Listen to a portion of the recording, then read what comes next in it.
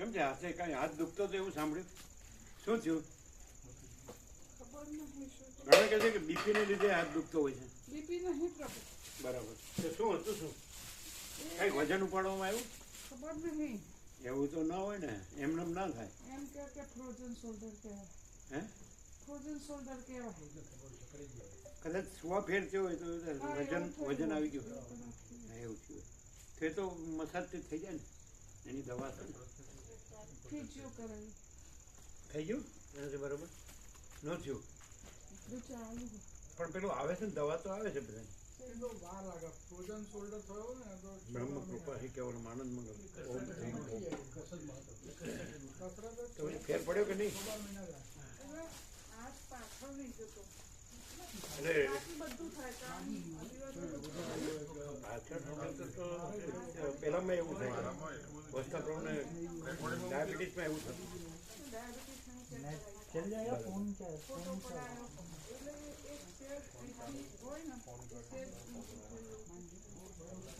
સ્નાયુનું કહે છે એ તો એનો આવે છે ને, ટ્યુબ આવે છે ને.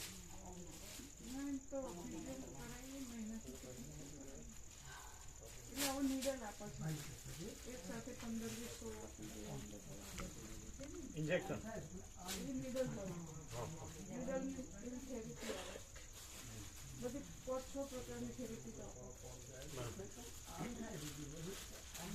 સુવા ફેર થયો હોય તો એવું થાય. આનું વજન આવ્યું હા, એવું વજન નહીં લેતા એટલે હાથ ઉપર.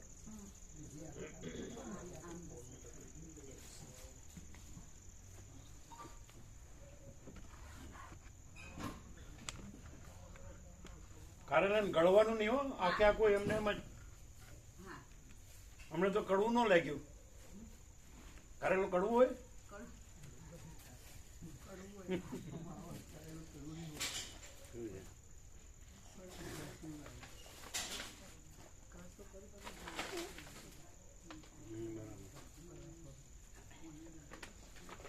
આમ તો ફ્રીજમાં રખાય ને. ક્યાં ગયા ગોવા પ્રભુ? ગોવા પ્રભુ આ ફ્રીજમાં રાખ્યા છે. હા, એ લ્યો, વ્યાપકમાં આપજો. તત્વબોધ પછી અખરોટ ત્યાં તો ફ્રીજમાં.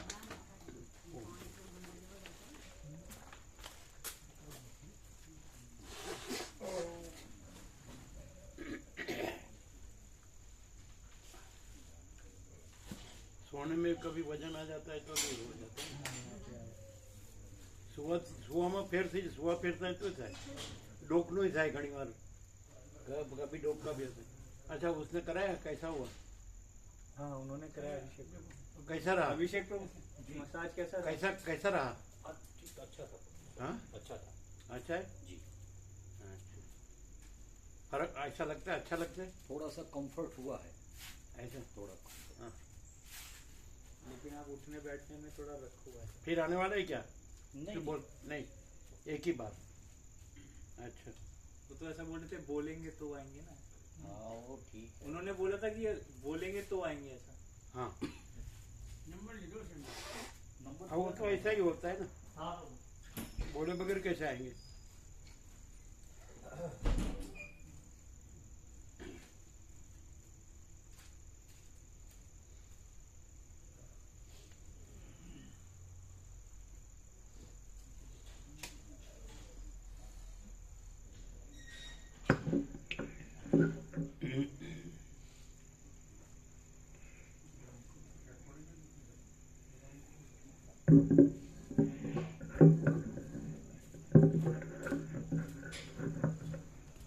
ओम ओम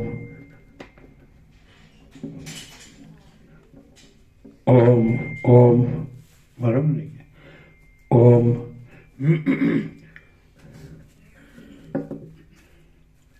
ओम ओम बराबर है.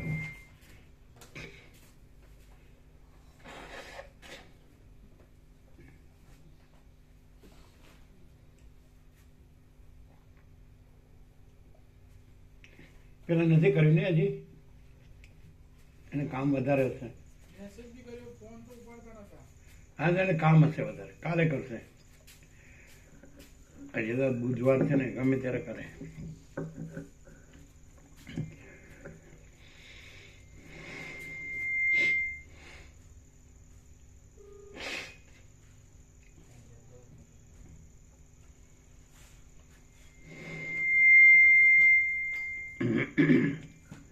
परम चिदाकाश,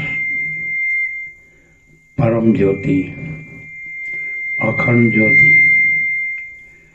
महाचिदाकाश, स्वयं प्रकाश, संपूर्ण प्रकाश, पूर्ण ब्रह्म,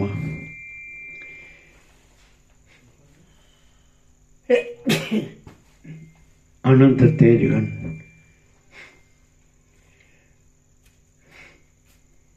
આમ કારેલા ઠંડા નહીં, કારેલાની પ્રકૃતિ ઠંડી ગણાય કે નહીં? ઠંડા ને પી ગયા અમે તો, અમને તો કડવું ન લાગ્યું.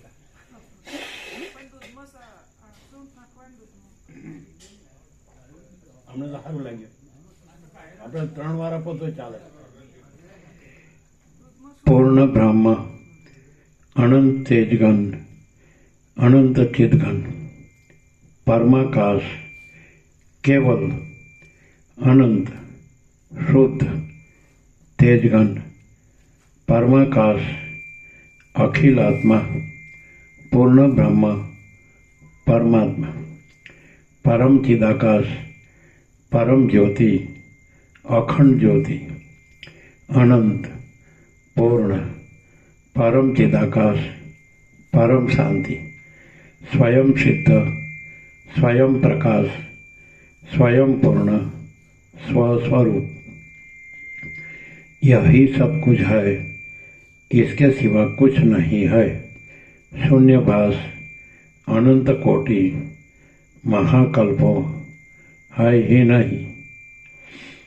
महाचिदाकाश, स्वयं प्रकाश, संपूर्ण प्रकाश, महाचिदाकाश ज्योति, महातत्व, महाचिदाकाश ज्योति, अनंत, अखंड, अभेद, महाचिदाकाश ज्योति, महातत्व, महासामान्य, महाचिदाकाश, स्वसंवेद्य, सहज निर्विकल्प, महाचिदाकाश, परम कैवल्य, परम शांति, परम चिदाकाश, अनंत, पूर्ण, निरपेक्ष, सत्य, अनंत, संपूर्ण, अपरिज्ञ, निर्भ्रांत, निरपेक्ष. वशिष्ठ राम, निर्वाण उत्तरार्ध, राउंड 40मो राउंड.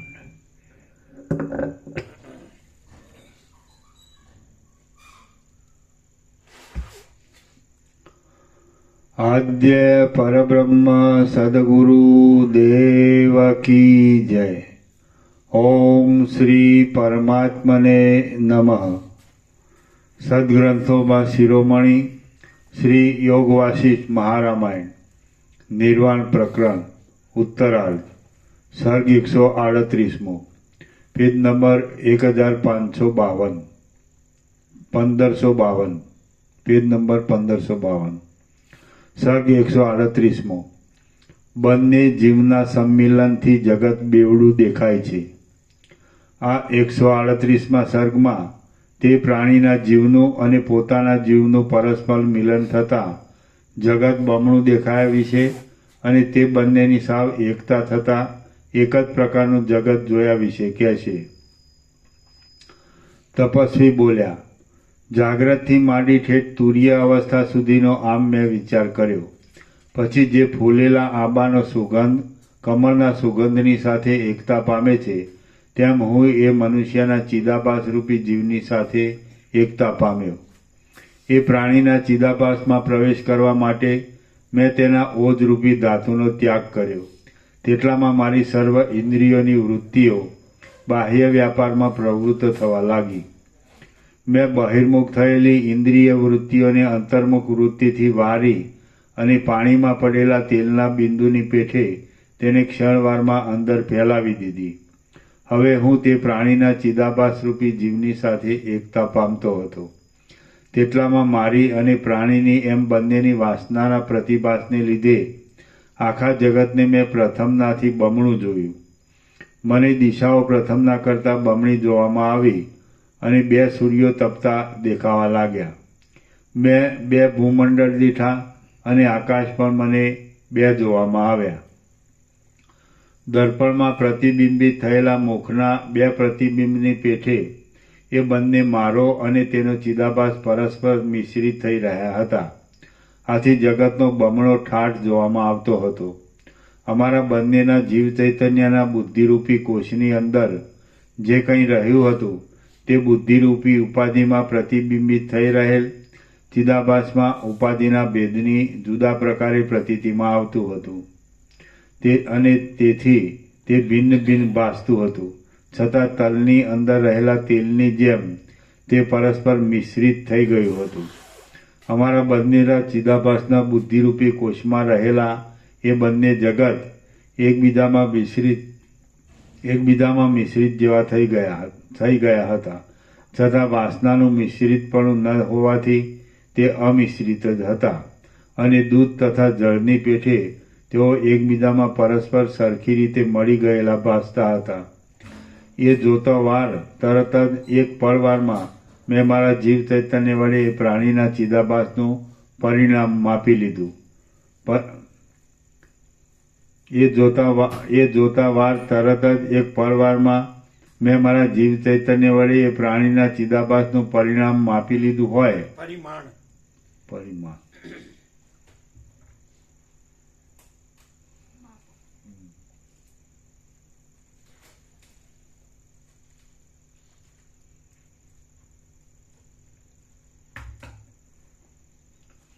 એ જોતો વાર તરત જ એક પળવાળમાં મેં મારા જીવ ચૈતન્ય વડે એ પ્રાણીના ચિદાભાસનું પરિમાણ માપી લીધું હોય તેમ સર્વ પ્રકારે તેને મારા જીવ ચૈતન્યમાં સમેટી લઈ એકરૂપ કરી દીધો.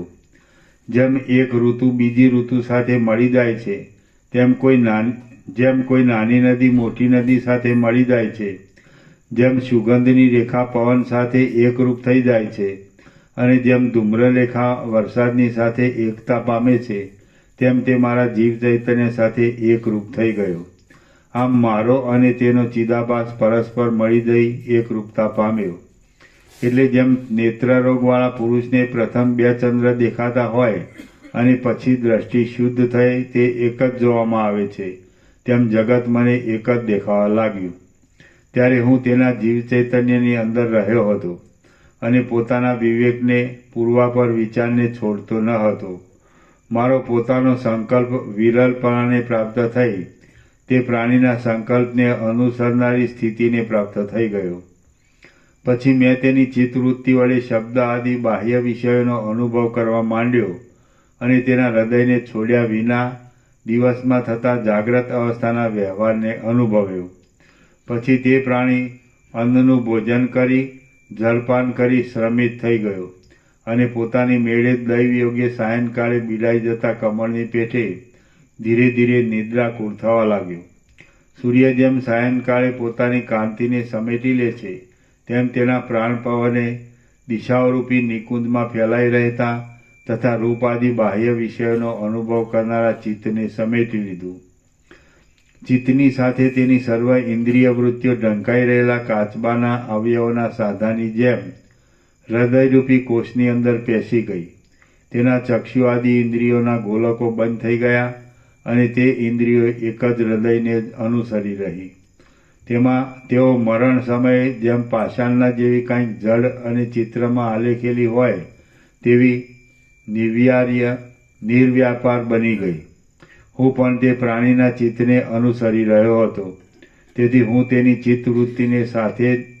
ચિત્તવૃત્તિની સાથે તત્કાળ તે ઇન્દ્રિયોના ગોલકને મૂકી દઈ તે નાડીઓ દ્વારા તેના ચિત્તમાં પેસી ગયો. ક્ષણ માત્ર બાહ્ય અનુભવને મૂકી દઈ મેં તેના સૈયા જેવા કોમળ ઓજની અંદર તેજની અંદર રહેલા આનંદમય કોષમાં શૂન્ય એવી સુષુપ્તિ અવસ્થાનો અનુભવ કર્યો. એ સુષુપ્તિ અવસ્થામાં નાડીઓ છિદ્રવાળી હતી તો પણ ગ્લાનિને લીધે અને અનેક પ્રકારના અન્નપાનના રસો વડે ઘાટી થઈ ગઈ હતી. આથી સમાન વાયુ તેમાં રૂંધાઈ જઈ બહાર નીકળી શકતો ન હતો અને કોઈ સમયે અતિ સૂક્ષ્મ ગતિ વડે બહાર પણ સંચાર કરતો હતો. જ્યારે સુષુપ્તિ અવસ્થાનો ઉદય થાય છે ત્યારે પ્રાણવાયુ પોતાના આધારરૂપ અદ્વિતીય આત્મામાં જ પરાયણ થઈ રહે છે અને હૃદયની અંદર પોતાની સાથે જ પ્રવેશ કરી રહેલા ચિત્તને ગળી દઈને તેને સ્વાધીન કરી લે છે, કેમ કે ત્યારે પોતાનો પ્રત્યક્ષ ચૈતન્યરૂપી પરમ પુરુષાર્થ આવશે. નવી બુક આપો, કોથળી આપજો. નવું પ્રિન્ટિંગ થઈને આવી ગયું યોગ સરસ છે.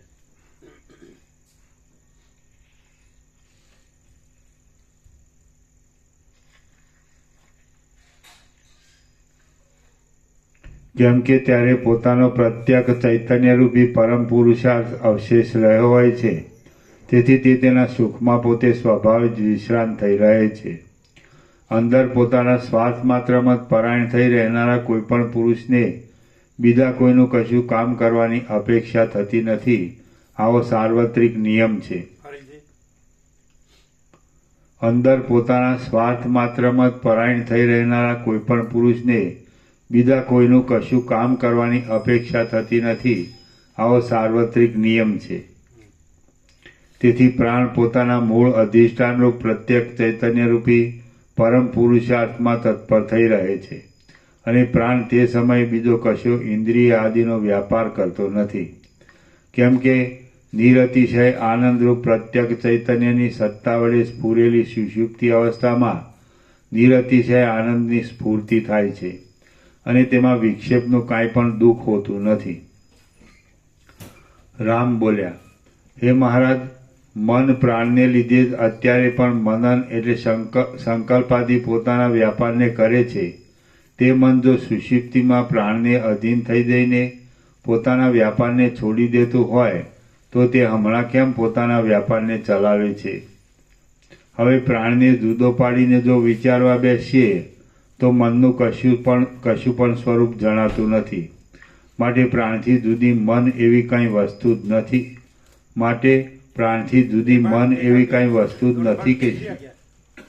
देख लिया दोनों? हाँ देख लिया. दूसरा निकालो, पेज नंबर निकालो. 1554. 1554. પેલા ફકરામાં.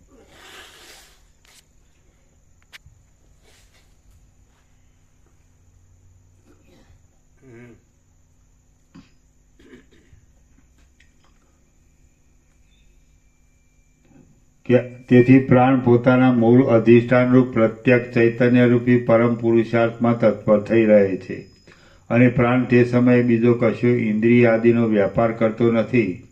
કેમ કે નિરતિશય આનંદરૂપ પ્રત્યક્ષ ચૈતન્યની સત્તા વડે સ્ફુરેલી સુષુપ્તિ અવસ્થામાં નિરતિશય આનંદની સ્ફૂર્તિ થાય છે, અને તેમાં વિક્ષેપનું કાંઈ પણ દુઃખ હોતું નથી.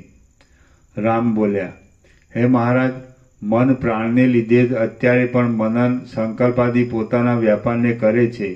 તે મન જો સુષુપ્તિમાં પ્રાણને અધીન થઈ જઈને પોતાના વ્યાપારને છોડી દેતું હોય તો તે હમણાં કેમ પોતાના વ્યાપારને ચલાવે છે? હવે પ્રાણને જુદો પાડીને જો વિચારવા બેસીએ તો મનનું કશું પણ સ્વરૂપ જણાતું નથી. માટે પ્રાણથી જુદી મન એવી કંઈ વસ્તુ જ નથી કે શું? વશિષ્ઠ બોલ્યા, અહીં પોતાને અનુભવમાં આવતો આ પોતાનો દેહ પણ માનસિક કલ્પનામય છે. તેથી તે સ્વપ્નમાં દેખાતા પર્વતની પેઠે છે જ નહીં. જો એમ છે તો પછી સૃષ્ટિના આદિકાળમાં કારણના અભાવને લીધે દ્રશ્યની ઉત્પત્તિ જ થઈ નથી.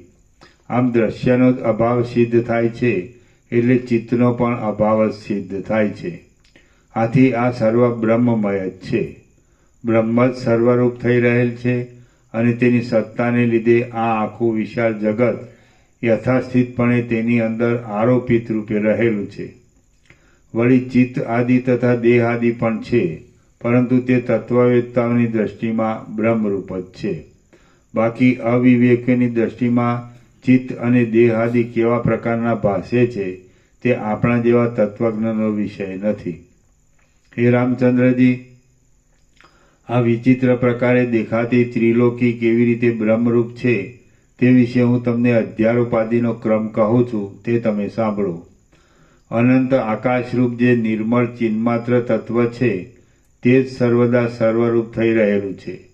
બાકી જગત કે દ્રશ્ય એ કશું છે જ નહીં. તે ચિન્માત્ર તત્વે પોતાની સર્વજ્ઞતાને લીધે પોતાના શુદ્ધ બુદ્ધ અને નિર્વિકાર સ્વરૂપને નહીં છોડતા પ્રથમ પોતાની અંદર મનનો અધ્યારોપ કર્યો. જાણવાનું સર્વ જેણે જાણી લીધેલું છે એવા હે મહાશય શ્રેષ્ઠ રામચંદ્રજી, તે પછી મને પ્રથમ જે પોતાના સંસારની શરૂઆત કરી તે જ આ પ્રાણ પવન છે એમ તમે સમજો. એ પ્રાણ ભાવ જાણે સાવ કલ્પિત હોય એવો છે, છતાં જેમ અનુભવમાં આવે છે તેમ ઇન્દ્રિય દેહ આદિ અને દેશ કાળ કલ્પના આદિ પણ કલ્પિત છતાં સત્ય જેવા અનુભવમાં આવે છે. આ પ્રમાણે ચારે તરફ ફેલાઈ રહેલું આ જગત ચિત્ત માત્ર છે અને ચિત્ત ચિન્માત્ર એવા પરબ્રહ્મ રૂપ છે એ વાત નિર્વિવાદ છે. બ્રહ્મ જ આ જગતના આકારે વિવર્ત ભાવથી પ્રસરી રહેલ છે. નિરાકાર, અનાદિ, અનંત, નિર્વિકાર, દ્રશ્યના આભાસથી રહિત, શાંત, ચિન્માત્ર અને સદરૂપ પરબ્રહ્મ જ આ જગતના આકારે થઈ રહ્યું છે. પરબ્રહ્મ સર્વશક્તિમાન છે, તેથી પોતાની માનસિક શક્તિ વડે જાગ્રત, સ્વપ્ન આદિમાં પોતાના સ્વરૂપને તે યથાસ્થિતપણે રહ્યા છતાં જગતના આકારે અનુભવે છે. સંકલ્પાત્મક એ મન કાર્ય બ્રહ્મ રૂપે આ સૃષ્ટિ પ્રપંચના આકારે પ્રસરી રહ્યું છે. તે જ્યાં જેવી કલ્પના કરે છે ત્યાં તેને તેવો જ અનુભવ થાય છે. આ વાત ઠેઠ બાળક સુધી પ્રસિદ્ધ છે. હે રામચંદ્રજી, આકાશના જેવા નિર્વિકાર, સર્વવ્યાપી અને ચિન્માત્ર એવા આત્મારૂપી આદિપુરુષને પ્રથમ ચિત્તે જ પ્રાણરૂપ બનાવી દીધો, દેહરૂપ તથા ત્રિલોકી રૂપ બનાવી દીધો અને પર્વતરૂપ પણ કરી દીધો. આ વાત પોતાના દેહમાં જ સ્વપ્નની અંદર કલ્પનાના નગરમાં સર્વને અનુભવમાં આવે છે. શ્રી યોગવાસિષ્ઠ મહારામાયણમાં નિર્વાણ પ્રકરણના ઉત્તરાર્ધનો ચિત્ત સર્વાત્મકતા પ્રતિપાદન નામનો સર્ગ 138મો સમાપ્ત. સર્ગ 139મો ચિત્તનું પ્રાધાન્ય તથા સ્વપ્નમાં પ્રલય દર્શન. આ 139મા સર્ગમાં પ્રાણ કરતાં પણ ચિત્તના પ્રાધાન્ય વિશે વર્ણન આવશે અને મુનિની સુષુપ્તિમાંથી સ્વપ્ન અવસ્થામાં આવતા પ્રલય દેખાવા વિશે વિસ્તારથી કહેવામાં આવશે. વશિષ્ઠ બોલ્યા, ચિત્ત સંકલ્પ દ્વારા જગતના અસ્તિત્વને કલ્પી લે છે અને જગતને જેવું મિથ્યા કિંવા વ્યવહારિક અથવા પ્રાતિભાષિક સમજે છે તેવું તેને અનુભવમાં આવે છે. ચિત્તે પ્રથમ પ્રાણની કલ્પના કરી અને તે મારી ગતિ, મારા સર્વ વ્યવહારનો નિર્વાહ કરનાર છે, હું તે વિના રહીશ નહીં એવું પણ તેણે કલ્પી લીધું. આથી તે ચિત્ત પ્રાણને અધીન કહેવાય છે. હું કેટલાક સમય સુધી પ્રાણ વિના રહી શકીશ નહીં અને કેટલાક સમય સુધી સ્વપ્ન, મનોરાજ્ય આદિના પ્રસિદ્ધ દેહોમાં પ્રાણ વિના પણ નિર્વાહ કરીશ એવી કલ્પના પણ તે ચિત્તે પ્રથમથી જ કરી લીધી. હે પ્રિય રામચંદ્રજી, એ ચિત્ત પ્રાણો સહિત પોતાના શરીરને જ્યાં કલ્પી લે છે ત્યાં માયા વડે ખડા થઈ ગયેલા નગરની પેઠે તે પોતાના ખડા થઈ ગયેલા દેહને ક્ષણવારમાં અનુભવે છે. હું કોઈ દિવસ પણ દેહ અને પ્રાણ વિના રહીશ જ નહીં એવો દ્રઢ નિશ્ચય અવિવેકી જીવને બંધાઈ જાય છે.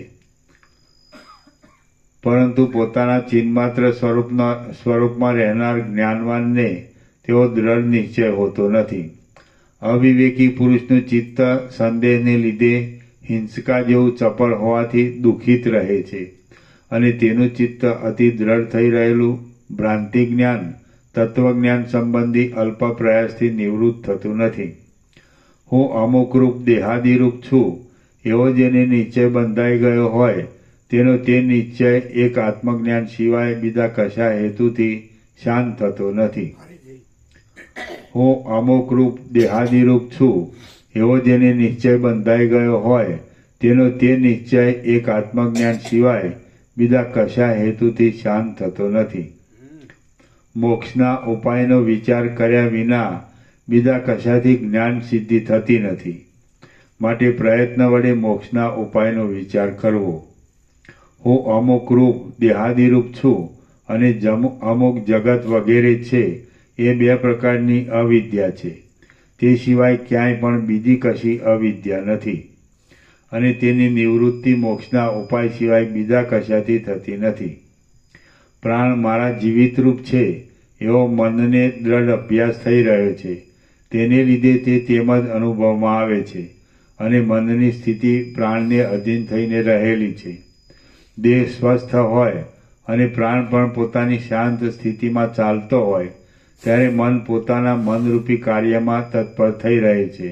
પરંતુ જ્યારે દેહમાં કાંઈ ક્ષોભ થતાં પ્રાણમાં પણ ક્ષોભ થઈ જાય છે, ત્યારે પ્રાણના ક્ષોભ તરફ લક્ષ્ય રાખનાર ચિત્ત બીજા કશા તરફ જોતું નથી. પ્રાણ જ્યારે ગતિરૂપ શ્વાસોશ્વાસરૂપ પોતાના કર્મમાં અત્યંત વ્યગ્ર હોય છે ત્યારે તે મનના મનોરથમાં વ્યગ્ર થઈ રહે છે, અને તે આત્મજ્ઞાન વિશે ઉદ્યોગી થતો નથી. પ્રાણ અને મન અન્યોન્ય રથ અને સારથીના જેવા પરસ્પર સંબંધ રાખનારા છે. તો રથ અને સારથી પરસ્પર એકબીજાનું અનુવર્તન કરે છે એ વાત કોણ કબૂલ નહીં કરે? આમ પ્રાણ અને મન પરસ્પર મળેલા છે. તેથી પ્રથમ આદિ સૃષ્ટિમાં પરમાત્માએ પોતાના આત્માને પ્રાણ અને મન રૂપ કલ્પી લીધો છે. આથી આજ સુધી અવિવેકીઓમાંથી એ અનાદિકાળનો નિયમ નિવૃત્ત થતો નથી. મન, પ્રાણ અને શરીરને ધારણ કરી રહેલા અને પરમપદમાં આરૂઢ ન થયેલા અવિવેકી જીવોના અનેક દેહોને વિશે દેશ, કાળ, ક્રિયા અને દ્રવ્ય વડે થનારા અનેક વ્યવહારો થતા જ રહે છે. જ્યાં સુધી પ્રાણ અને મન સમાનતાથી પોતાનું કર્મ કરે છે ત્યાં સુધી જાગ્રત અવસ્થારૂપી સમાન વ્યવહાર પ્રવૃત્ત રહે છે. જ્યારે મન પોતાના વ્યાપારમાં જાગ્રત રહે છે અને પ્રાણ કાંઈ વિષમતાને પ્રાપ્ત થાય છે ત્યારે વિષમ અને સ્વપ્નરૂપ કહેવાતો કેવળ માનસિક વ્યવહાર પ્રવૃત્ત થાય છે. પછી જ્યારે મન પણ સાવ શાંત થઈ જાય છે ત્યારે શાંત એવી સુષુપ્તિ અવસ્થાનો ઉદય થાય છે. જ્યારે આહાર આદિ વડે રૂંધાઈ રહેલી નાડીઓમાં કોઈપણ ઠેકાણે પ્રાણ પિંડીભૂત થઈ જાય છે અને મંદ સંચારવાળો થઈ શાંત રહે છે ત્યારે સુષુપ્તિ અવસ્થા ઉદય પામે છે. નાડીઓ જ્યારે અન્નથી ભરાઈ જાય છે અથવા તો શ્રમ, કલેશ કે ખેદ વગેરેથી જ્યારે ક્ષીણ થઈ જાય છે અને તેથી પ્રાણવાયુ જ્યારે મંદ સંચારવાળો તથા માનસિક ક્રિયાથી રહિત થાય છે ત્યારે સુષુપ્તિ અવસ્થાનો ઉદય થાય છે. ચાંપવા, ચોળવા વગેરેથી નાડીઓ જ્યારે કોમળ થાય છે અથવા તો ક્ષત, વ્રણ તથા વૃદ્ધિર આદિ વડે પૂર્ણ થઈ જાય છે અને તેથી જ્યારે પ્રાણ કોઈ પણ જગ્યાએ લીન થઈ જાય છે ત્યારે પણ સુષુપ્તિ અવસ્થાનો આવિર્ભાવ થાય છે અને તેમાં કશો પણ વ્યાપાર હોતો નથી. તપસ્વી બોલ્યા, પછી હું જેના હૃદયની અંદર બેઠો હતો તે આહાર વડે સારી પેઠે તૃપ્તિ પામી સુષુપ્તિ અવસ્થામાં ગાઢી નિદ્રાને પ્રાપ્ત થઈ ગયો. હું ત્યારે તે પ્રાણીના ચિત્તની સાથે એકતાને પ્રાપ્ત થઈ ગયો હતો. એટલે હું પણ તેની સાથે જ સ્વતંત્રતાને મૂકી દઈ સુષુપ્તિ અવસ્થામાં ગાઢ નિદ્રાનો અનુભવ કરવા લાગ્યો. પછી તે પ્રાણીના ઉદરમાં રહેલું અન્ન જીર્ણ થઈ ગયું. અંદર નાડીઓના માર્ગો સ્ફુટ થઈ ગયા અને પ્રાણવાયુ સ્વાભાવિક રીતે નાડી માર્ગોમાં સંચાર કરવા લાગ્યો. એટલે સુષુપ્તિ અવસ્થાનું જોર ઘટવા લાગ્યું. આમ સુષુપ્તિ અવસ્થાનું જોર ઘટી ગયું એટલે જાણે હૃદયમાંથી જ પ્રકટ થતું હોય તેમ તે ઠેકાણે મને સૂર્ય આદિ સાથેનું જગત જોવામાં આવ્યું. તે જગત પ્રલયકાળમાં ક્ષોભ પામનારા સમુદ્રમાંથી ચારે બાજુ ફરી વળેલા જળના પૂરથી પૂર્ણ રીતે ભરેલું હતું અને જળ જાણે પ્રલયકાળના મેઘોએ મુસળધારે નીચે નાખ્યું હોય તેવું જણાતું હતું અને તેના તરંગો ઠેઠ આકાશ સુધી પહોંચી વળતા હતા. જળના પૂરની અંદર પર્વતો તણાતા જતા હતા અને તેના આવર્તોનો મોટો શબ્દ સંભળાતો હતો. તે જળનો પ્રવાહ વાયા કરતી વનોની પંક્તિઓ રૂપી તૃણ સમૂહોથી ભરેલા પર્વતો વડે વ્યાપ્ત થઈ રહ્યો હતો વૃક્ષો તથા પર્વતોને ઉખેડી નાખનારા પવનના ઝપાટાથી અને અગ્નિની જ્વાળાથી પ્રથમ જ દગ્ધ થયેલી ત્રિલોકીની ચારે બાજુ પ્રૌઢતાથી પથરાઈ રહેલા અને આકાશમાં ફેલાયેલા નગર, પર્વત, પૃથ્વી આદિરૂપ જુદા જુદા ખંડોથી તે મહાસાગરનું જળ ભરપૂર દેખાતું હતું. પછી હું કોઈ એક દેશમાં, કોઈ એક નગરની અંદર, કોઈ એક ઘરમાં પોતાની ભાર્યા સાથે બેઠો છું એવું મારા જોવામાં આવ્યું. પછી સ્ત્રી, પુત્ર, બાંધવ અને ભૃત્ય વગેરેની સાથે તથા પાત્ર આદિ ઉપસ્કરણો સહિત અને ઘર સહિત મને પ્રલયકાળનું જળ પોતાના પ્રવાહમાં તાણી ગયું. આમ પ્રલયકાળના જળ વડે વહન કરાતું, વૃક્ષના જેવા મોટા તરંગો સાથે અથડાતું, જળ વડે પૂરાઈ જતું, મોટા કોલાહલના શબ્દો વડે જાણે સમુદ્રનો પરાજય કરવાને તૈયાર થઈ રહ્યું હોય તેવું જણાતું એ મારું ઘર અને નગર મેં દીઠું. તેની અંદર રહેનારા સર્વ મનુષ્યો અતિ ક્ષોભ પામેલા હતા અને ભયને લીધે પુત્રની પણ ત્યાં અપેક્ષા રાખવામાં આવતી ન હતી. તે ઘર અને નગર એ બંને ચકરીઓથી ચપળ તથા ભરપૂર જળના પ્રવાહમાં તણાતા જતા હતા અને તેને લીધે તેમાં ચારે બાજુ આકુરતા પથરાઈ રહી હતી. તેની અંદરના મનુષ્યો મોટા આક્રંદની સાથે છાતી કૂટવાને તત્પર થઈ ગયા હતા અને ગારાને લીધે તેનો સર્વ ભાગ ભયંકર થઈ રહ્યો હતો. પડી જતી ભીંતોના તૂટી જતા ખીલાઓ તેના લાકડા સાથે અથડાવાથી અવાજ કરી રહ્યા હતા અને તેનો ઉત્કૃષ્ટ ધ્વનિ સંભળાતો હતો. પડી જતી સાજલ્યરૂપી છત્રવાળા ગોખોમાં બેઠેલી અંગનાઓના મુખો પણ જોવામાં આવતા હતા. ક્ષણવારમાં હું એ સર્વ જોવામાં તદ્રુપ બની જઈ દિન ચિત્તે રોવા લાગ્યો. એટલામાં તો ચારે બાજુની ભીંતો પડી ગઈ. એટલે જેમ શિલાની અંદર અથડાતા ઝરણના સેંકડો ટુકડા થઈ જાય તેમ તરંગો સાથે અથડાવાથી વૃદ્ધો, બાળકો અને અંગનાઓ સહિત એ આખા ઘરના સેંકડો ટુકડા થઈ ગયા. પછી મેં સર્વ સ્ત્રી આદિમાંથી ચિત્ત કાઢી નાખ્યું અને હું કેવળ પ્રાણપરાયણ થઈ જઈ પ્રલયના જળમાં તણાવા લાગ્યો.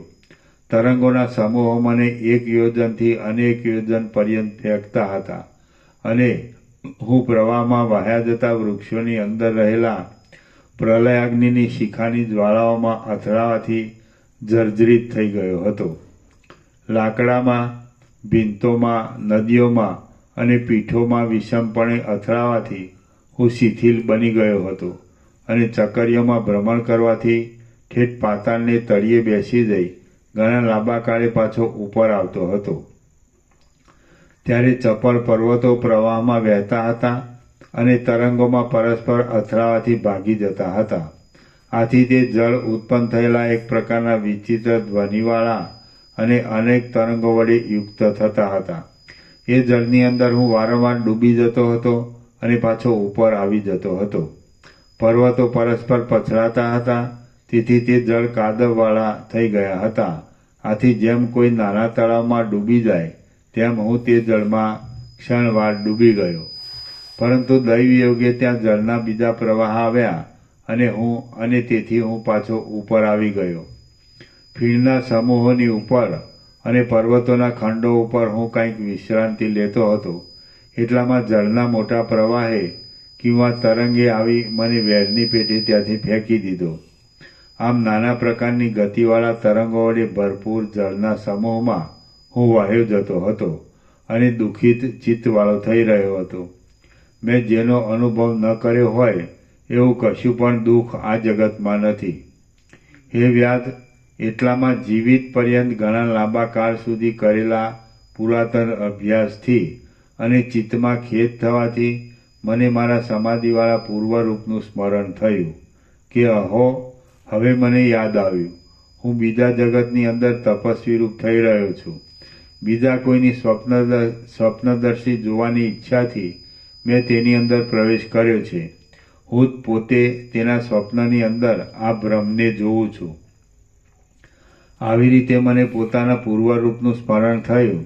એટલે હું વર્તમાન કાળના પ્રપંચના દ્રઢ અભ્યાસથી ઉત્પન્ન થયેલા મિથ્યા જ્ઞાન વડે દેખાતા તે દેહ વડે તરંગોમાં વહ્યો જતો હતો, છતાં પૂર્વરૂપના સ્મરણના બળથી હું પરિતાપ પામ્યા વિના સુખ્યો થઈ રહ્યો હતો. પ્રવાહમાં વહ્યા જતા પર્વતો, નગરો, ગામડા, પૃથ્વીના ખંડો અને વૃક્ષોને ધારણ કરનારા દેવતાઓ, મોટા નાગો, નારીઓ, નરો અને આકાશચારીઓને વહેનારા અને પ્રવાહની અંદર તણાતા જતા મોટા આરંભવાળા લોકપાલાના નગરોને તથા સ્થાનોને ધારણ કરી રહેલા એ પ્રલયકાળના તરંગોને હું ઝાંઝવાના ઝરણા જેવા સાવ મિથ્યા જ સમજતો હતો.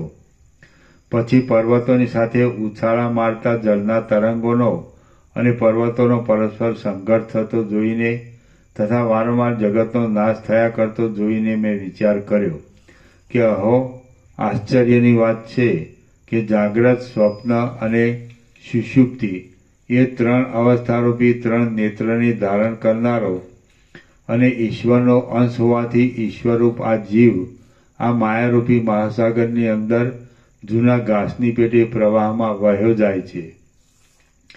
ખરેખર ખેદની વાત છે કે નિર્દય વિધિને કશું પણ અકાર્ય નથી. જેમ પ્રાતઃકાળમાં જળમાં પડેલી સૂર્યની પ્રભા વિકસિત થયેલા કમળોને દેખાડી આપે છે, તેમ આ ઘરો પણ પોતાની ચારે બાજુની ભીંતો પડી જતાં પ્રકટપણે પોતાની અંદરના ભાગની શોભાને દેખાડી આપે છે. અહો, આશ્ચર્ય છે કે આ ગંધર્વ, કિન્નર, નર, અમર અને નાગોની સ્ત્રીઓ વારંવાર ચકરીઓમાં અથડાવાથી તથા પોતાના વિલાસોથી વ્યાકુળ થઈ રહી છે. તેઓ જાણે પરાગને લીધે ભ્રમરૂપી હારને ધારણ કરી રહી હોય અને જાણે મુખ, હાથ, પગ આદિ અવયવરૂપી કમળો વડે સુશોભિત નિર્મળ જંગમ નદીઓ હોય એવી દેખાય છે. તે સર્વ આ તરંગોના સપાટાઓમાં ઉછળતી દેખાય છે.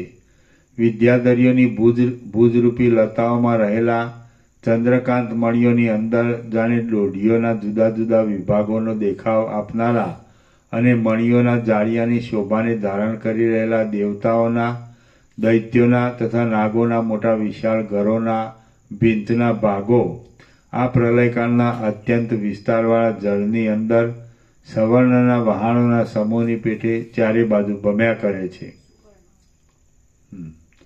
પડી જતા મણિમય ઘરની અંદર રહેલો ઇન્દ્ર પણ આ પ્રલયકાળના જળની અંદર તણાઈ જાય છે. તે જાણે ઇન્દ્રાણીના કુમકુમના ચિહ્નવાળા તથા મદોન્મત હાથીના જેવા વિશાળ સ્તનબાળને વિશે રતિ કરતા લાગેલા શ્રમને દૂર કરવા માટે જળક્રીડાનું સુખ ભોગવવા સારું તરંગોમાં હિંચકતો હોય એમ જણાય છે. ખેદની વાત છે કે આ વાયુઓ જળના ઉછળવાથી અંતરિક્ષમાં સર્વત્ર વ્યાપી જાય છે અને નક્ષત્રો રૂપી ચપળ પુષ્પોની વૃષ્ટિ કરે છે. દેવતાઓના પડી જતા વિમાનો વડે યુક્ત આ મેરુ પર્વતના ઉદ્યાનમાં પ્રવેશ કરી તેઓ જાણે કોઈ મનુષ્યો મંગળને માટે અક્ષત સહિત પુષ્પોની વૃષ્ટિ કરતા હોય તેમ વાયા કરે છે.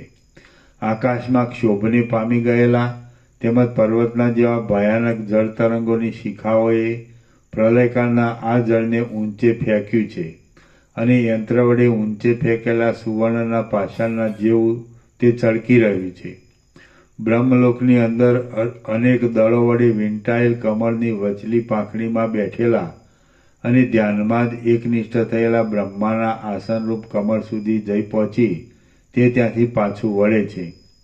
હાથીઓ, ઘોડાઓ, સિંહો, નાગો, વૃક્ષો, પર્વતો, વનો અને પૃથ્વીના આકારને ધારણ કરી રહેલા અતિ ઘાટા ઘોંઘાટના અવાજ વડે અતિ ભયંકર અને કનકમય દેવતાઓના તથા દાનવોના નગરો રૂપી વીજળીઓ વડે શોભાયમાન આ તરંગોના સમૂહો આકાશની અંદર મેઘોની પેઠે ભ્રમણ કરે છે. અતસી અળસીના પુષ્પની શોભાને ધારણ કરી રહેલા પ્રલય સમુદ્રના જળની અંદર ઉત્પન્ન થતા તરંગોમાં પાણીનું પૂર એમને પણ જાણે કોઈ બીજો એમ આવી ખેંચી જતો હોય તેમ તાણી જાય છે. આ સર્વ લોકપાલો અને લાખો નાગો પોતાના આશ્રયરૂપ મેરુવાદી પર્વતોની સાથે તથા પોતાના નગરોની સાથે જળની અંદર ડૂબી જાય છે. વળી નગરો વગેરેની અંદરના ખજાનાઓમાં તથા પર્વતોની ગુફાઓમાં પાણીના પૂરો પ્રવેશ કરી ગયા છે. તેમને પાછા હડસેલવા માટે વાયુના ગડગડાટના અવાજ આવી રહ્યા છે.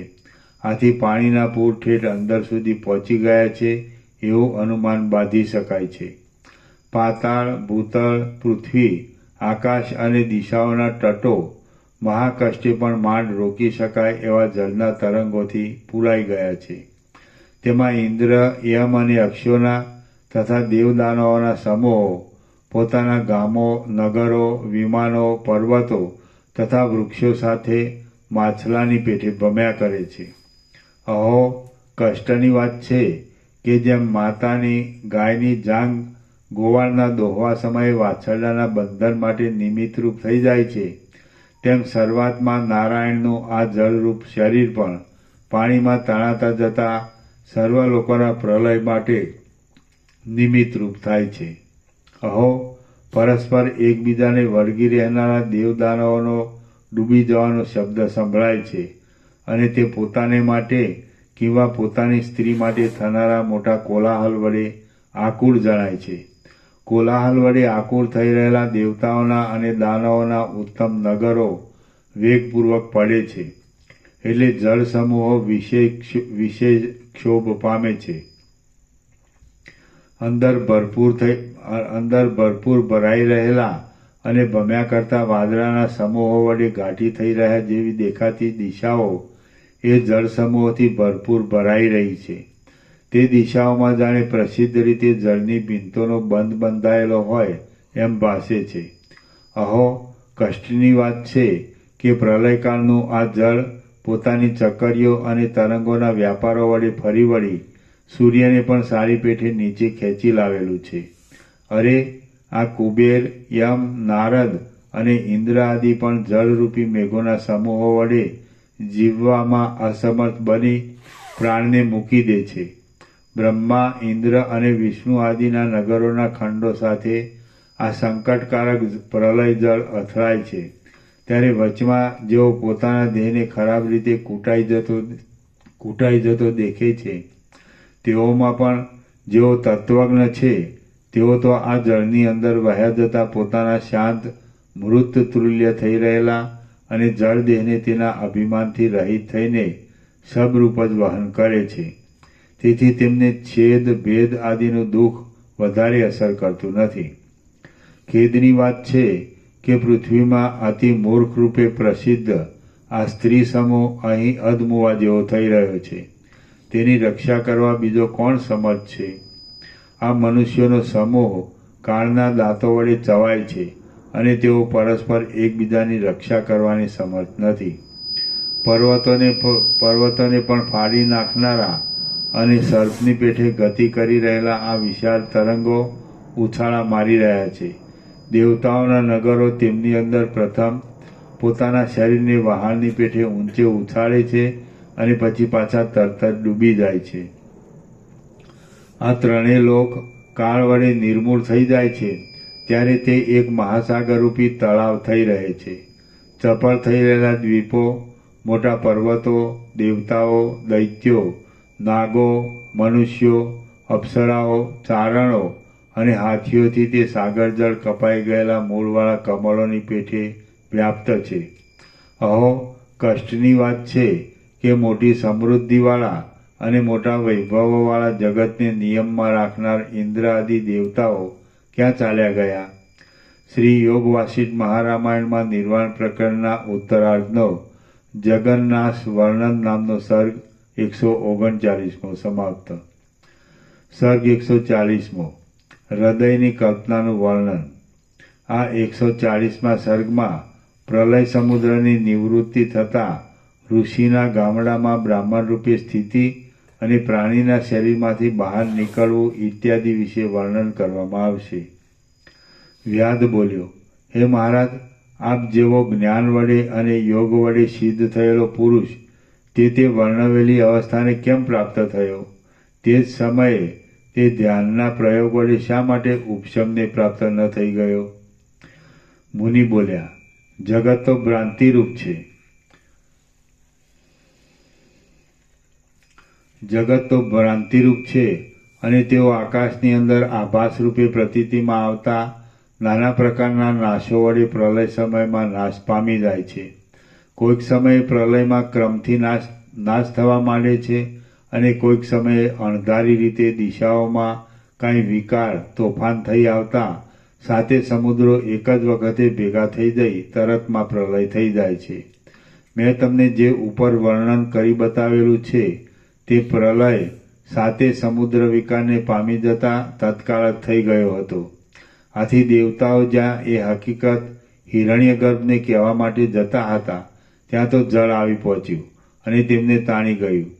બીજું, હે વ્યાધ, આ કાળ સર્વની કસોટી કરનારો અને સર્વને ઘડી જનારો છે. જે સમયમાં જે અવશ્યંભાવી હોય છે તે તો થાય જ છે. જ્યારે ક્ષયકાળ નજીક આવે છે ત્યારે સર્વત્ર મહાન પુરુષોના પણ બળ બુદ્ધિ અને તેજ બદલાઈ જાય છે.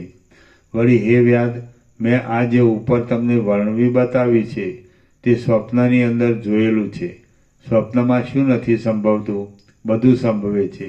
આ વાત લોકપ્રસિદ્ધ છે.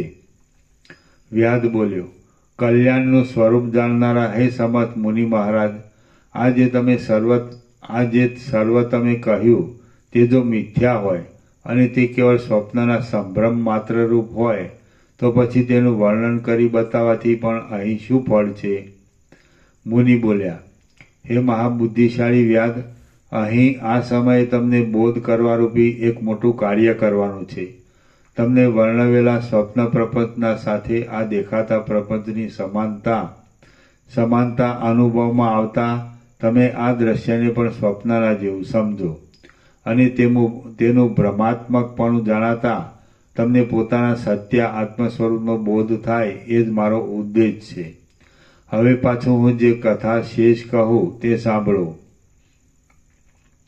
હું ત્યારે તે પ્રાણના ઓજની અંદર રહ્યો હતો અને સ્વપ્નની અંદર ભ્રાંતિને લીધે ભ્રમણ કરતો હતો. ત્યારે પ્રલયકાળના મદોન્મત્ત સમુદ્રના વેગની અંદર તણાતા જતા મેં જોવા માંડ્યું તે ક્ષોભ પામેલા વજ્ર વડે ત્રાસને પ્રાપ્ત થયેલા પાંખોવાળા મોટા પર્વતોના સમૂહની પેઠે તે સર્વ જળતરંગ આદિ સહિત કોણ જાણે ક્યાંય જતું જણાયું. હું તે પ્રવાહમાં તણાતો હતો અને દૈવયોગે હું તટ ઉપર જઈ પહોંચ્યો. શિખરના પ્રાંત ભાગ જેવા તે તટનો આશ્રય કરી હું ત્યાં જ રોકાઈ રહ્યો. પછી તરંગોના ઉપરના ભાગમાં રહેલા પરપોટાના જેવા દેખાતા ગ્રહ નક્ષત્ર આદિ દેવતાઓ વડે આકાશને તારાવાળું બનાવી દેનાર તે સર્વ જળ ક્ષણ માત્રમાં ક્યાંય જતું રહ્યું. તે જળ ત્યારે પાતાળની અંદર જઈ પહોંચેલા તારાઓના સમૂહ વડે જાણે અંદર મણિમય હોય તેવું દેખાતું હતું. આવર્તોમાં ગોથા ખાનારા પર્વતના જૂના ઘાસો વડે યુક્ત હતું. સુવર્ણમય દ્વીપના જેવા દેખાવ આપનારા દેવતાઓના નગરોના મંદિરો વડે તે વ્યાપ્ત હતું અને તે ભમ્યા કરતી દેવાંગનાઓ રૂપી ગૂઢ કમલિનીઓના સમૂહ વડે સુશોભિત હતું.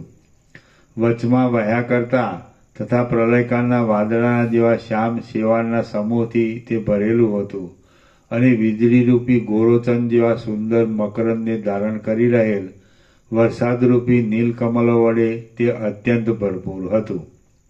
તે સ્ફુર્યા કરતા જળબિંદુઓ વડે, ઝાકળ વડે, મેઘો વડે તથા પર્વતો વડે દિશાઓમાં તટના જેવો આકાર રચતું હતું અને ઉછળતા તરંગોની અંદર સંદિગ્ધ રીતે તણાતા જતા કલ્પવૃક્ષોના સમૂહને તે ધારણ કરી રહ્યું હતું. તરંગ આદિ સહિત તે જળ ક્ષણવારમાં ક્યાંય ચાલ્યું ગયું. પછી અંદર સુકાઈ ગયેલા મહાસાગર રૂપી એક ખાઈ જોવામાં આવી.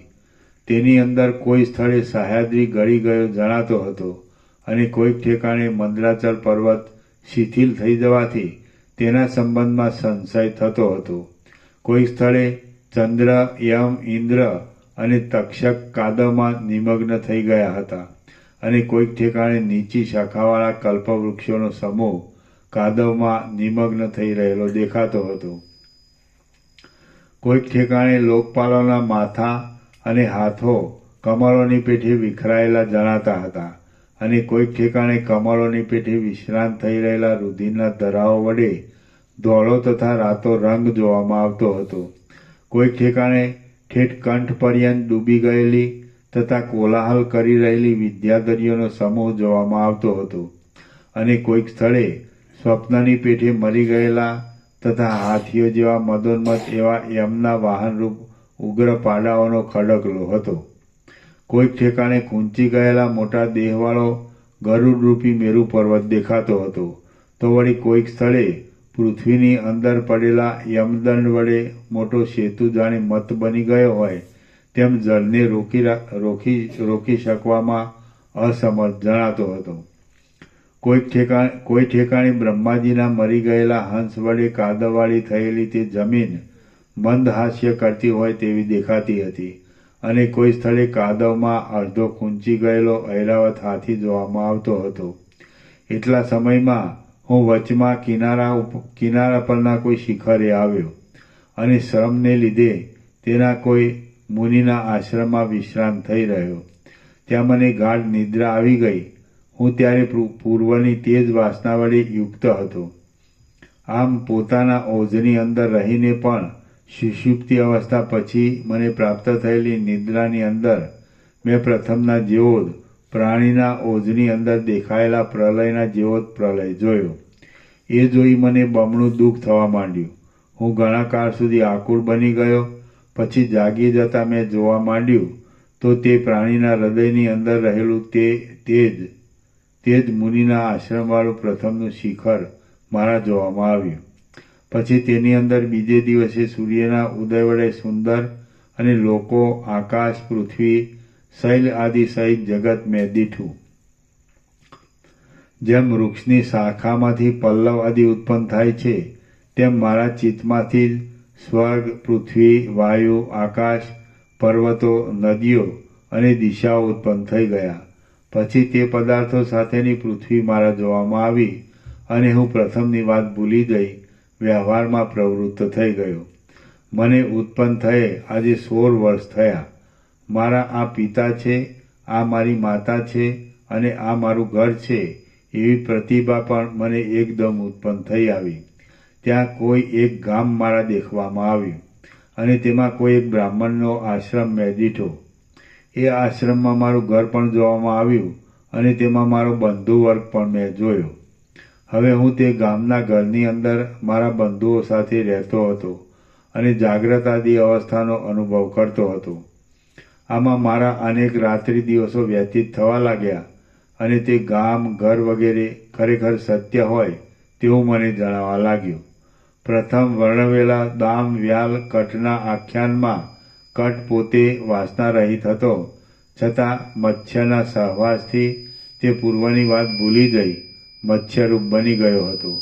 તે જ પ્રમાણે મને પણ ગામડાના લોકોના સહવાસના તેવા અભ્યાસથી કાળે કરી પ્રથમની જ્ઞાન દ્રષ્ટિનું વિસ્મરણ થઈ ગયું હતું અને હું ગામડામાં રહેનાર એક બ્રાહ્મણ રૂપ થઈ રહ્યો હતો. મારી આસ્થા કેવળ પોતાના દેહ માત્રમાં જ બંધાઈ ગઈ હતી અને વિવેક ભૂમિને તો મેં ઘણે દૂરથી મૂકી દીધી હતી. શરીરને જ મેં મારા આત્મારૂપ માની લીધું હતું અને હું કેવળ સ્ત્રીમાં જ લંપટ થઈ રહ્યો હતો. વાસનાને જ મેં સ્વભાવની અંદર સ્થિરતાથી ધારણ કરી રાખી હતી અને હું એકલું ધન સંપાદન કરવામાં જ કેવળ તત્પર થઈ રહ્યો હતો. મેં વૃદ્ધ થઈ ગયેલી સર્વ ગાયોરૂપી ધનનો સંગ્રહ રાખ્યો હતો. ઘરના આંગણામાં રોપેલી લતાઓ વડે મેં ઘર આદિનો સર્વ ભાગ ઢાંકી દીધો હતો.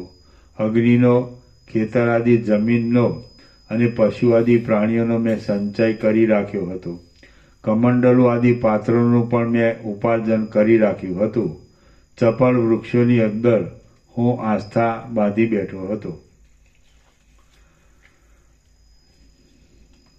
નિરંતર લોકોના આચારોમાં તત્પર રહેતો હતો અને ઘરના પડખામાં ઉગેલા લીલા ઘાસવાળી સ્થળીઓમાં હું સ્થિતિ કરી રહ્યો હતો. શાકોની અને શાકવાળી વાડીઓની રચના કરવામાં અને તેની સંભાળ લેવામાં હું મારા દિવસો કાઢતો હતો. નદીઓ, ઝરાઓ, મહાનદીઓ, તીર્થો અને તળાવોની અંદર સ્નાન કરવામાં હું તત્પર રહેતો હતો. મેં ઘણા કષ્ટે શાણ, અન્ન, પીવાનું જળ, સ્નાનનું જળ, લાકડા અને સમિધોનો સંચય કરી રાખ્યો હતો. અમુક કાર્ય છે અને અમુક અકાર્ય છે એવા પ્રકારના પાસ વડે હું પરવશ બન્યો હતો. એવી રીતે આયુષ્ય ગાળતા મારા સેંકડો વર્ષ ચાલ્યા ગયા. પછી કોઈ એક દિવસે મારે ત્યાં દૂરથી એક આત્મજ્ઞાની તપસ્વી અતિથિ આવ્યા. મેં તેમની પૂજા કરી અને તેમણે મારે ઘેર વિશ્રામ લીધો. તેમણે સ્નાન કરી ભોજન કર્યું અને પછી રાત્રિએ શૈયામાં સ્થિતિ કરી કેટલીક કથાઓ પણ કરી.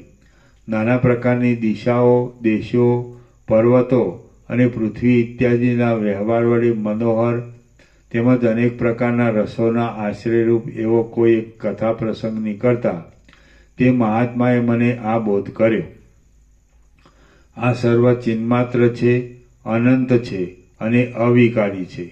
એ ચિન્માત્ર તત્વ યથાસ્થિતપણે પોતાના સ્વરૂપમાં રહ્યા છતાં જાણે જગતરૂપે વિવર્ત ભાવથી થઈ રહ્યું હોય એમ જણાય છે.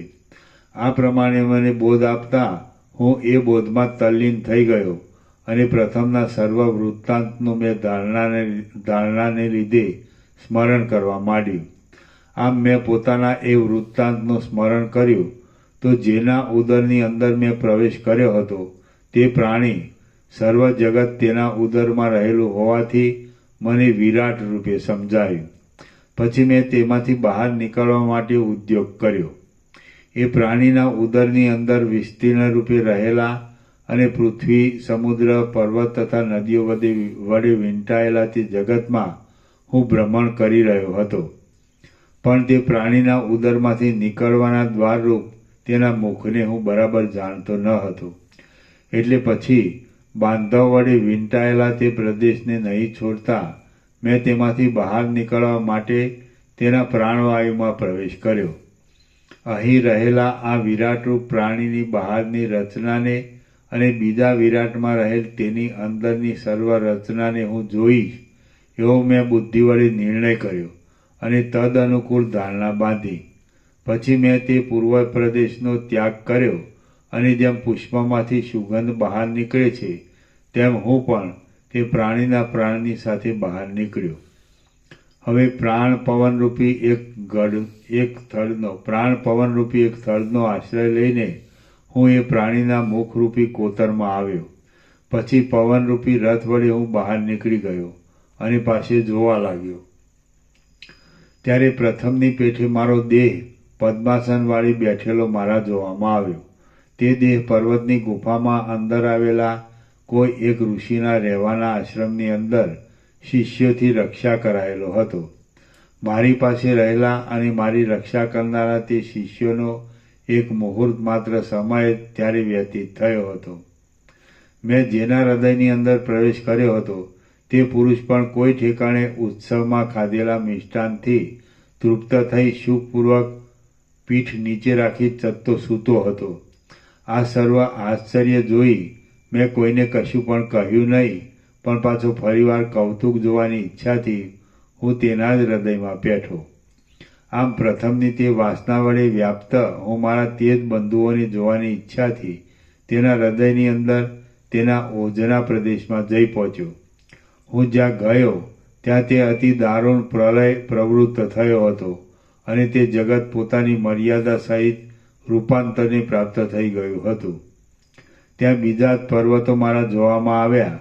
પૃથ્વી પણ બીજી જ દેખાઈ, દિશાઓના ભેદ પણ બીજા જ પ્રકારના હતા અને જગતની સ્થિતિ પણ બીજા જ પ્રકારની થઈ ગઈ હતી. તે બંધુઓ, તે ગામ, તે પૃથ્વીનો ભાગ અને તે દિશાનો પ્રદેશ એ સર્વ જાણે પવને ઉડાડી ક્યાંય લઈ જવાયું હોય તેમ કોણ જાણે ક્યાંય ચાલ્યું ગયું. મને તેની કશી ખબર પડી નહીં. હું એ જગત તરફ જોવા લાગ્યો તો સર્વ જુદા જ પ્રકારનું થઈ રહ્યું હતું. તેની રચના કાંઈ અપૂર્વ જણાતી હતી અને જાણે પ્રથમનાથી કોઈ બીજું જ જગત ઉદય પામ્યું હોય તેવું ભાસતું હતું. તેમાં 12 સૂર્યો તપતા હતા, 10 દિશાઓ બળતી હતી અને ટાઢને લીધે ઠરી ગયેલા જળની પેઠે હિમાલયાદી પર્વતો બળાત્કારથી ગળી જતા હતા. પ્રત્યેક દિશામાં અને પ્રત્યેક પર્વતોમાં વનોની પંક્તિઓ પ્રજ્વલિત થઈ રહી હતી અને તે સર્વ રત્નની સમૃદ્ધિ ભસ્મ થઈ જવાથી સ્મરણ પથને પ્રાપ્ત થઈ ગઈ હતી. સર્વ સમુદ્રો સુકાઈ ગયા હતા પોતાની પાસે દિશાઓમાં રહેલા પ્રચંડ પવનો વાતા હતા અને આખું ભૂમંડળ અંગારાઓના ઢગલારૂપ થઈ ગયું હતું. પ્રથમ પાતાળમાંથી, પછી પૃથ્વીમાંથી અને પછી દિશાઓમાંથી એમ જ્વાળાઓ નીકળવા લાગી હતી અને આખું જગત જ્વાળાઓના એક સમૂહરૂપ બની જઈ સંધ્યાકાળના વાદળાની પેઠે રાતું થઈ ગયું હતું. જેમ સુવર્ણમય કમળના કોષની અંદર ભમરો ફરતા ફરતા પ્રવેશ કરે છે, તેમ હું જ્વાળાઓ વડે ભરપૂર ભરેલા તે ઘરની અંદર પાસે જઈને બેઠો. આમ હું તેમાં પતંગિયાની પેઠે બેઠો હતો. છતાં આતિવાહિક દેહના દ્રઢ નિશ્ચયને લીધે મને દાહ, વિકાર આદિનું દુઃખ થયું ન હતું. હું વાયુની ધારણા વડે પવનરૂપ થઈ રહ્યો હતો અને જ્વાળારૂપી મહામેઘની અંદર વીજળીની પેઠે સારી પેઠે ભ્રમણ કરતો હતો. જ્વાળાઓના ઝપાટામાં મારું શરીર ચપળ થઈ રહ્યું હતું અને સ્થળ કમળના ખંડોમાં ભમતા ભમરાના જેવી મારી શોભા જણાતી હતી. સર્ગ 140મો સમાપ્ત. સર્ગ 141મો કલ્પાંતરનું વર્ણન. આ 141મા સર્ગમાં સર્વલોક વહનીની જ્વાળાઓ વડે આકુર થઈ જતા પ્રચંડ વાયુ નીકળ્યા વિશે અને વિક્ષિપ્ત એવી અંગારાઓની વૃષ્ટિવાળા જ્વાળારૂપી મેઘ વિશે વર્ણન આવશે. મુનિ બોલ્યા, જોકે હું તેની અંદર અગ્નિ વડે ચોતરફથી વ્યાપ્ત હતો અને અગ્નિમાં પડી જતો હતો, તો પણ તે સ્વપ્નની અંદર આ સ્વપ્ન છે એવું મને જ્ઞાન હોવાથી હું દુઃખી થઈ જતો ન હતો. જ્વાળાઓના નાના પ્રકારના અનેક સમૂહો આકાશની અંદર અનેક પ્રકારે સમૂહ રૂપે ઉડ્યા કરતા હતા અને તેથી આકાશ રમણીય જણાતું હતું. એ આકાશમાં મેં ઉંબાડિયાના ચક્રની પેઠે કેવળ ભ્રમણ કરવા માંડ્યું. તત્વજ્ઞપણાને લીધે હું બુદ્ધિમાં કશો ખેદ લાવતો ન હતો. છતાં તે જ્વાળાઓમાં ભમવાથી મારું ચિત્ત કંઈક થાકી ગયું હતું. મેં એ દાવાનળ વિશે વિચાર કરવા માંડ્યો ત્યાં તો મેઘગર્જના જેવા અતિ ગંભીર સુસવાટાને ધારણ કરી રહેલો, ઘૂમ્યા કરતો અને ઉડ્યા જતા જગતના પદાર્થો વડે વ્યાપ્ત એવો પવન વાવા લાગ્યો. તે પવન વનની અંદર મોટા ઘોંઘાટના વેગ વડે જ્વાળાઓની વૃષ્ટિને બમણી પુષ્ટિ આપતો હતો અને પ્રવાહમાં વહ્યા જતા અને ફર્યા કરતા 12 સૂર્યો સાથે મિશ્ર થઈ રહેલા ઉંબાડિયાના ચક્રોને ધારણ કરી રહ્યો હતો. તે જ્વાળારૂપી સંધ્યાકાળના સમૂહોથી નીકળેલી સેંકડો અગ્નિરૂપી મહાન નદીઓવાળો હતો અને પર્વતોથી પણ બમણા દેખાતા માટીના ડેફાઓ વડે તથા દેવદાનવોના નગરો વડે યુક્ત હતો. આકાશની અંદર ભમ્યા કરતા ભૂતો વડે બમણા જણાતા સેંકડો નદીરૂપી પાત્રોના સમૂહથી તે ભરેલો હતો. વળી તે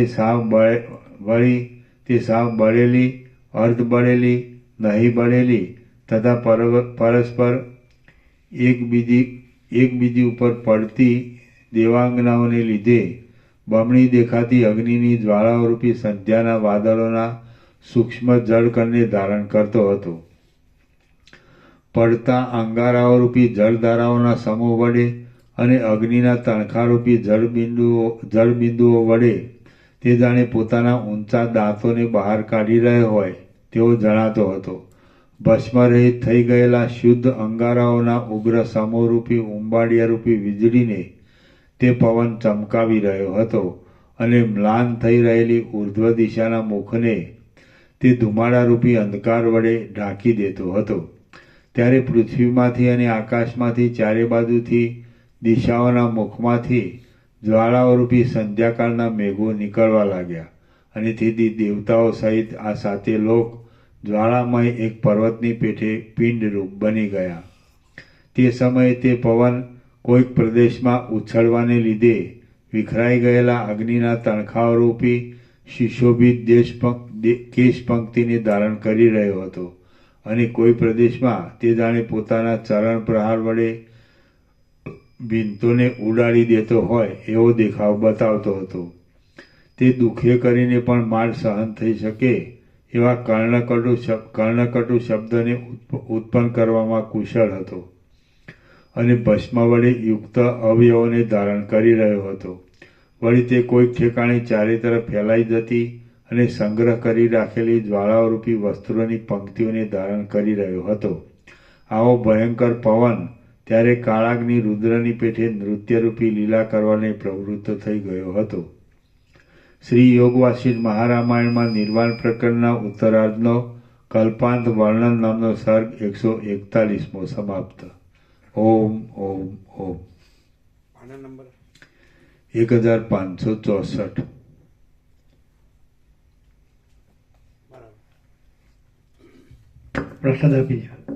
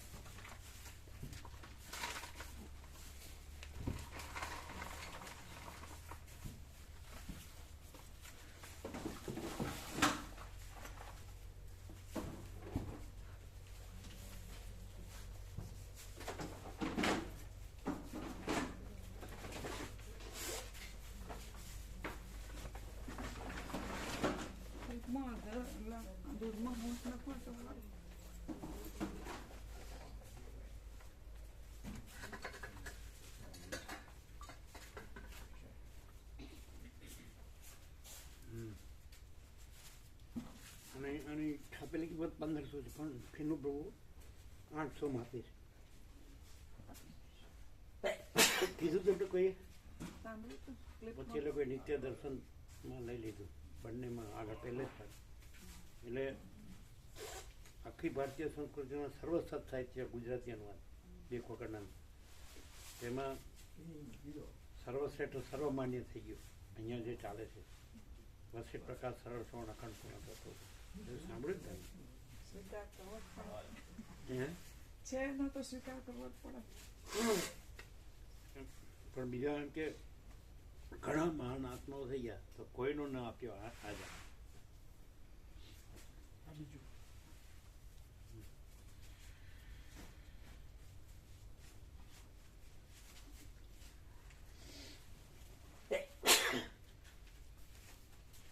શું લાવ્યા તમે રેકોર્ડિંગ.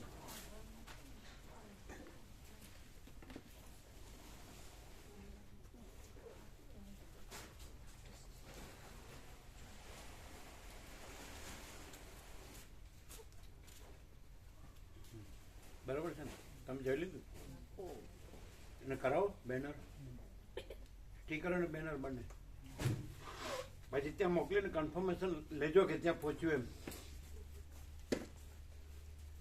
અત્યારે તે લોકો નહીં હોય ને હા, પેલું બેનર બનાવી દો બરાબર છે. બનાવી દો.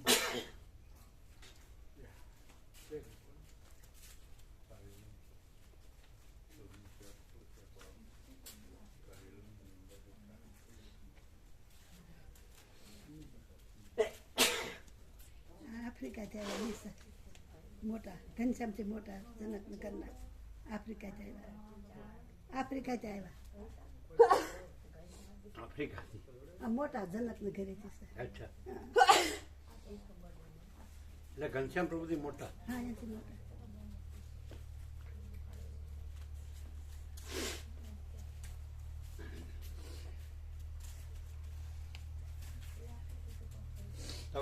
તમારો સેટ આવી ગયા હા, સ્ટેટ આવી ગયા. અચ્છા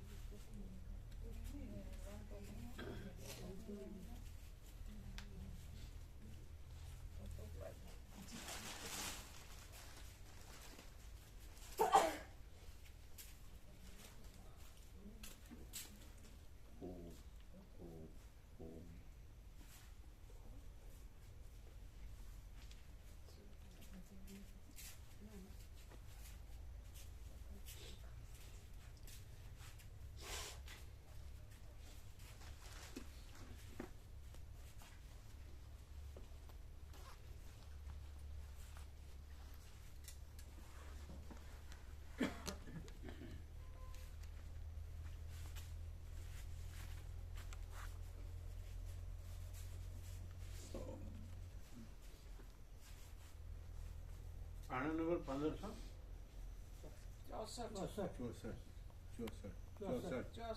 64.